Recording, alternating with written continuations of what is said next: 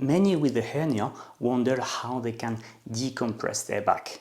Well, the first thing I want to say is that it is a good concern in the sense that a hernia is linked to three things.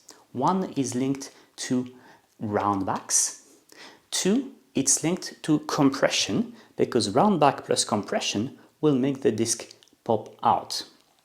The third factor that is behind a hernia is repetitive torsion, because repetitive torsions will wear off the external part of the disc, what we call the annulus, and if the exterior is weaker, well, the inside will have an easy time going out. That's the hernia. One thing I want to show you is that round needs to be combined with compressed to be a problem. You see, when I go like this, here, my back is obviously round, but my head pulls the spine apart and stretches it. So this is round, but round and decompressed, and we will use it as the ultimate stage of stretching the back. But for now, I want to discuss the sources of compression. Compression can come from above, that is your own weight, and this is the reason why your GP tells you to lose weight if you're overweight. It can also come from the weight of what you're carrying, your child, an object if you're an industrial worker or if you work in your garden, etc., etc. Compression can come also from below, that is shocks and vibrations. Imagine that you drive a car with bad suspensions or that you ride your bike that has no suspensions on a bumpy road, etc., etc. So compression can come from above, can come from below, and can come from both.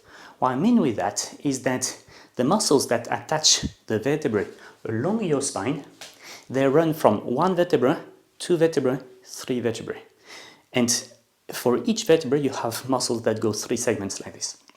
So basically, when these muscles are tense, they compress the spine. Hence, it makes perfect sense to think that we should relax and stretch the muscles to decompress the spine. What I will show you is how to do this step by step, progressively, so that you never cause pain to yourself.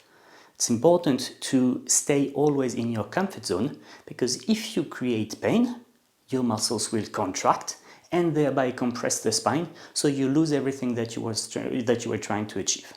Okay, so we really go step by step and we start lying down, because if we lie down, your weight is not on the spine, i.e. we remove the compression from above. Lying down, the first thing that we can do is bring one knee to the chest. Yeah, not too close, doesn't matter. It's really just at least 90 degrees. Once you have one knee, you can also bring the other knee. It's important that you don't ever try to lift your two legs at the same time. This is way too heavy for your back. So one and then the other. And this position you hold for a minute or so. When you're comfortable with that, after a few days, we will make it a bit more mobile. A bit more mobile means we go on force. And on force, we can go hollow. Yeah, this is the same as the Mackenzie technique, except that it's much more controlled and much lighter on the discs. It's like Mackenzie without the compression. And then the part where we stretch is that. Important is to notice that your pelvis starts the movement and that your neck follows. So in this position, I'm looking behind me. Yeah. So hollow, Mackenzie-like, and then I stretch. That are steps 1 and 2. Now you'll be ready to go to step 3 and 4 if this does not cause any pain.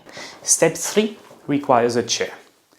And what we will do is, now that we have made the back a bit warm and that we have gently stretched it just with the force of our muscles, we will add a bit of gravity so as to stretch it a bit more. But still in a very controlled fashion and without stretching the hamstrings. Look what I'll do. I'll go down with my chin and forward. I can go all the way, but you don't need to. One of my hernia patients at the moment, he can just go this far. Well, good enough. But what I don't want is that. That is not stretching your back, that is compressing it. Yeah? And what I teach him is that he can do this movement 200 times a day, because this is actually the standing up and sitting down movement. Look, I make my buttocks light, therefore I can push on my legs and straighten up while breathing in. So this exercise starts here, and little by little, day after day, you will be able to go lower, lower, lower without mobilizing your arms anymore, and now you're just hanging fully there. Once this is comfortable, then we're starting to talk about stretching your back. Okay? So the next step, step 4, which is the last step, will be to stretch your back fully, and that is doing the same standing. When I stand, the logic is exactly the same. I put my chin between my collarbones and I go down. And here, after a while, I can even do small movements left and right. And now I'm really decompressing the spine. Okay, so basically, these movements or this sequence is what you should do, well, every day. But if you have a hernia, it's important to really start progressively like this. It may take you a few weeks to go to what I just showed you now. But once you're there, this movement is what you need to do 5,000 times per day so as to relax your back. So you go on your bicycle, half an hour later, you do a small relaxation movement. You do your removal, a few boxes, that movement. This movement has to kind of become your normal daily relaxation routine. Every time you have 5 seconds in which you do nothing. Last time was funny, I was in Geneva in a public parking and I was waiting for the lift, the bloody thing would just not come. Well, I was in front of the lift like this, stretching my back, and a guy came wondering what I was doing, so I explained him and he had a good laugh. So don't feel scared of what people think of you. What matters is that you do good to yourself.